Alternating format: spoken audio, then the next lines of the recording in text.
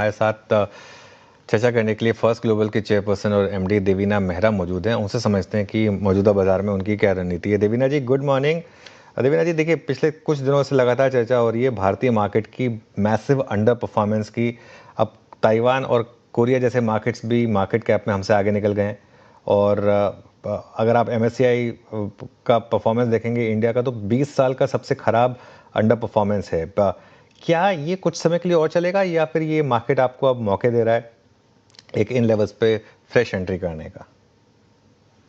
नमस्कार अनुज। ये बात ठीक है कि अब हमारा अंडर परफॉर्मेंस बहुत रहा है, क्योंकि इस साल इमर्जिंग मार्केट से इन जनरल अच्छा किया है। और उसमें एक बड़ा भाग तो जैसा आपने बोला साउथ कोरिया ताइवान में, वो चाहे 2-4 ही स्टॉक है, लेकिन अभी वो सेक्टर इतना अच्छा कर रहा है, सेमीकंडक्टर इक्विपमेंट और उससे रिलेटेड जो है कि वो आपको बहुत बड़ा आउट परफॉर्मेंस नजर आ रहा है। और एक तरह से कहें तो हम रडार के बाहर ही हो गए।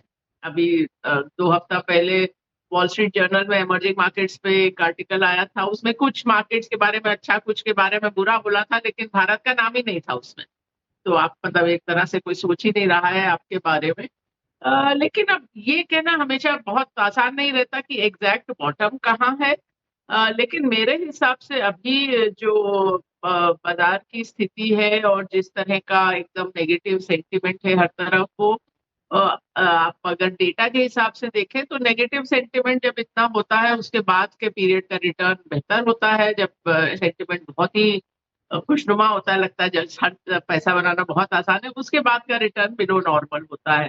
दूसरी बात ये है कि हम लोग सोच रहे हैं कि खाली एआई वाले स्टॉक्स चल रहे हैं, तो आप विश्व में देखें तो ऐसा नहीं है। अभी आप देखें तो जो रसल 2000 है, अमेरिका का स्मॉल कैप इंडेक्स, उसने S&P 500 से बहुत बेहतर किया है, और उसमें सारे सेक्टर पॉजिटिव में है, सारे ओल्ड इकोनॉमी सेक्टर पॉजिटिव में है। आप ग्लोबल इंडेक्स को देखें, जो एक ग्लोबल इक्विटी इंडेक्स है, उसमें भी खाली एक सेक्टर छोड़ के सब पॉजिटिव में है। तो ऐसा नहीं है कि आपके पास अगर एआई नहीं है तो आपका भविष्य बहुत अंधकारमय है। ऐसा नहीं है। तो और भारत के पास बहुत तरह के सेक्टर हैं, बहुत तरह की चीजें हैं। तो मेरे हिसाब से आपकी जो भी इक्विटी एलोकेशन है, उसमें बने रहना ही बेहतर है। अब ये कोई नहीं कह सकता कि बिल्कुल एग्जैक्ट बॉटम कहाँ पर आएगा और कब आएगा।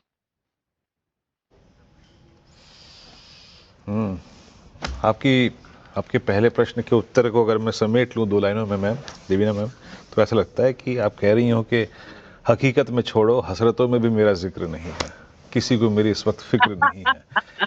अब ठीक है, जो दौर है सो है ना। बट ये देखे हैं हमने, ऐसे जो वक्त हैं देखे हैं मैम, 2009 देखा है हमने। हालांकि कोविड की रिकवरी तो बहुत तेजी थी, हमें वो वी शेप रिकवरी थी। बट आपको इस वक्त भाई, एज ए इन्वेस्टर आपको अपना कर्तव्य निभाना ही पड़ेगा, है ना। आपको पैसा लगाना ही पड़ेगा रेगुलर इंटरवल्स पे, वेदर आपकी SIPs हो चाहे कुछ हो। हाइडिंग प्लेस क्या है इस वक्त जहां पे आप फिर भी रिलेटिवली काफी जिसे कहते हैं रिलेटिव स्ट्रेंथ जहां पे होगी, आपका पैसा थोड़ा सिक्योर रहेगा, bit of downside, but recovery जहां पहले आएगी? देखिए, मैं पहली चीज तो ये बोलूं कि आपका धर्म पैसा लगाने का हो सकता है, लेकिन खाली भारत में लगाने का ऐसा कोई धर्म नहीं है। और मैं अभी लोगों को तो अभी ये कहानी सुनाने के लिए अच्छी लग रही है कि ग्लोबली डाइवर्सिफाई करें। लेकिन मैं तो ये सालों साल से बोल रही हूँ और हम तो 27 साल से ग्लोबल है। तो वो तो ग्लोबल तो आपको होना ही चाहिए। इसीलिए छोटे निवेशकों के लिए भी रिलेटिवली हमारे पास प्रोडक्ट हैं। और ग्लोबल का मतलब अमेरिका नहीं है, ये भी मैं बता दूं। तो जहां तक भारतीय सेक्टर्स का सवाल है, हमने अभी रिबैलेंस अपना खत्म किया, कोई बहुत बड़ा फेरबदल नहीं हुआ थीम्स के हिसाब से। ऑटो कंपोनेंट्स, ऑटो, फार्मा, अभी 2 साल से हम ओवरवेट थे, हमको लगता था कि शायद वो कहानी खत्म हो रही हो, लेकिन अभी भी वो हमारे सिस्टम्स को पसंद आ रहे हैं। फार्मा में तो एक आध ऐड ही किया है नाम। बाकी बॉटम अप स्टॉक पिक्स रहते हैं, कैपिटल गुड्स में, FMCG में, केमिकल्स में, वो सब भी हैं। एक जो नई काइंड ऑफ थीम अभी पिछले कुछ महीनों से सामने आ रही है, पावर रिलेटेड, पावर कंपनीज भी और पावर इक्विपमेंट भी। सो कैपिटल गुड्स में पावर इक्विपमेंट कंपनीज थोड़ी और अच्छी लगी। तो ब्रॉडली ये है, कोई बहुत ही बड़ा चेंज नहीं है, बहुत ही बड़ा बदलाव नहीं है। ओके, चलिए। अच्छा, ये एआई, आईटी ये सब में दुनिया फंस चुकी है अब। आपका क्या व्यू है इस समय इंडियन आईटी स्टॉक्स को लेकर, क्योंकि ये हमारे लिए मैक्रो के लिए भी काफ़ी इंपॉर्टेंट है, क्योंकि इस एनवायरनमेंट में सबसे ज़्यादा जो हमारे लिए डॉलर इन्फ्लोज है वो आईटी कंपनियां ही लाती हैं। तो ऐसे में आईटी पर अब क्या व्यू बनेगा? आईटी पे हमारा निवेश है, ओवरवेट नहीं है, थोड़ा सा शायद कम हो बेंचमार्क से, जरा बहुत कम निवेश हो, लेकिन मैंने कभी भी ऐसा नहीं सोचा कि इंडियन आईटी सेक्टर खत्म होने जा रहा है, क्योंकि ये खत्म होने वाली जो बात है वो इंडियन आईटी सेक्टर के लिए पहले भी बहुत बार बोली गई है। सबसे पहले तो Y2K के लिए कि सारा बिजनेस Y2K का है, जिस दिन Y2K हो जाएगा उस दिन इनका बिजनेस खत्म हो जाएगा। फिर वो आया SaaS, software as a service, की अब इतनी जरूरत नहीं रहेगी, या डिजिटाइजेशन, क्लाउड, सब चीज में ही आया, लेकिन वो अपना बिजनेस उतना भर पिवट कर लेते हैं, आगे नहीं बढ़े R&D में, वैल्यू चेन में, वो मैं 20 साल से कह रही हूँ, पर जो उनका जो डोमेन है उसमें वो पिवट कर लेते हैं। और जहां तक एआई का भी सवाल है, आप ये समझिए कि कोई भी एंटरप्राइज एआई कंपनी को एक तरह से चाबी नहीं दे देगा, क्योंकि अभी एआई कुछ भी कर सकता है, कुछ भी का मतलब आपका पूरा डेटाबेस भी वाइप कर सकता है। तो और वो आप अपना पूरा सिस्टम, पूरा डेटाबेस भी किससे शेयर करना चाहेंगे, वो उसको किस तरह से इस्तेमाल करेगा, किस तरह से अपने मॉडल्स को ट्रेन करेगा, वो सब बहुत सारे प्रश्न हैं। तो कोई भी एंटरप्राइज अगर एआई अडॉप्ट करती है तो उसको एक बीच में चाहिए होगा आईटी सर्विसेज टाइप का की सर्विसेज। जो आपने मैक्रो की बात की, बैलेंस ऑफ पेमेंट में तो मुझे आईटी की तरफ से तो बहुत बड़ा रिस्क नहीं नजर आता है। जहां मैक्रो में आईटी की तरफ से रिस्क नजर आता है कि शायद उनका बिजनेस चलता रहे, लेकिन कुछ समय के लिए वो इतना बड़ा जो 25 साल से भारत का एम्प्लॉयमेंट इंजन था, रोजगार वहीं से मिल रहे थे, डायरेक्टली भी और इनडायरेक्टली भी, कि अगर आईटी सर्विसेज में किसी को नौकरी मिल रही है तो उसके साथ साथ वो ड्राइवर और फूड डिलीवरी और सिक्योरिटी गार्ड और रियल एस्टेट सब उससे रिलेटेड था। वहां पर आपको एटलीस्ट कुछ टाइम तक तो उस तरह का आपको एम्प्लॉयमेंट का ड्राइवर नहीं मिलेगा, भले ही चाहे वो बाद में बदल जाए। नैस्कॉम का तो मानना है कि जे कर्व रहेगा एम्प्लॉयमेंट में, कि कुछ समय थोड़ा घटेगा उसके बाद बहुत बढ़ेगा। तो अब देखते हैं क्या होता है उसमें, लेकिन आईटी सर्विसेज के बिजनेस मॉडल के लिहाज से मुझे बहुत बड़ा रिस्क नहीं लगता है। अच्छा मैम, आपको ये क्या लगता है, इस बात का आभास है या फिर ये बात की फीलिंग आ रही है कि हमारी रेट कट साइकिल रिवर्स हो जाएगी? भाई, हमें पिछले एक वर्ष में, 1.5 वर्ष में, एंड स्पेशली नए गवर्नर के कार्यकाल में अच्छे रेट कट्स मिले, बट अब जो इस वक्त स्थिति है ईरान और यूएस की, है ना, अभी तो युद्ध ही नहीं खत्म हुआ। आज भी अगर आप देखें, आजकल में स्ट्राइक्स हो गई, ये कब तक चलेगा? अब फाइनली आपके पेट्रोल डीजल प्राइसेस को सरकार को बढ़ाना ही पड़ा, कब तक नहीं बढ़ा पाएंगे?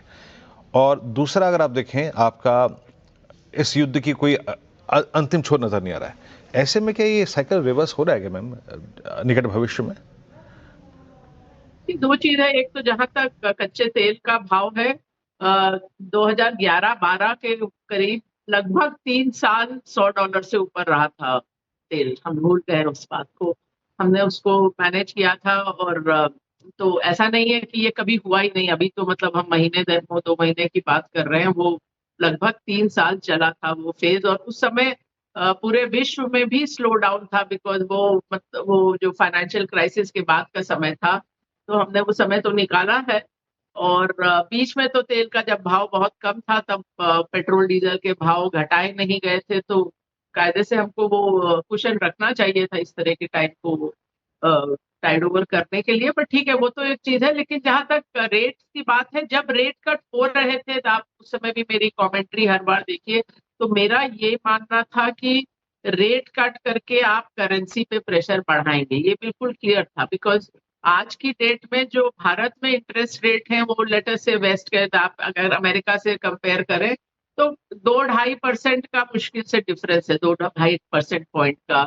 आप इतिहास में देखें तो ये डिफरेंस 5% के लगभग रहता था, पीक पे 7% भी हुआ है। कि भारत में जो ब्याज की दरें हैं वो अमेरिका की ब्याज की दरों से 5% ऊपर रहती थी, अब खाली 2%। तो उसके कारण वो तो मतलब जब रेट कट आया ही था, मैंने तभी बोला था कि इसका डायरेक्ट इम्पैक्ट करेंसी पे होगा ही, क्योंकि अब आप उतना ज्यादा अट्रैक्टिव नहीं रहे, आप उतना ज्यादा ब्याज नहीं दे रहे हैं। पहले जब आपका ब्याज ज्यादा था तो ये तो मतलब मैक्रो इकोनॉमिक थ्योरी है कि आपके पास आएगा निवेश, लेकिन आपके पास अगर आप रिटर्न कम दे रहे हैं, उतना ही कम मतलब थोड़ा ही ज़्यादा दे रहे हैं, तो फिर कम निवेश आएगा।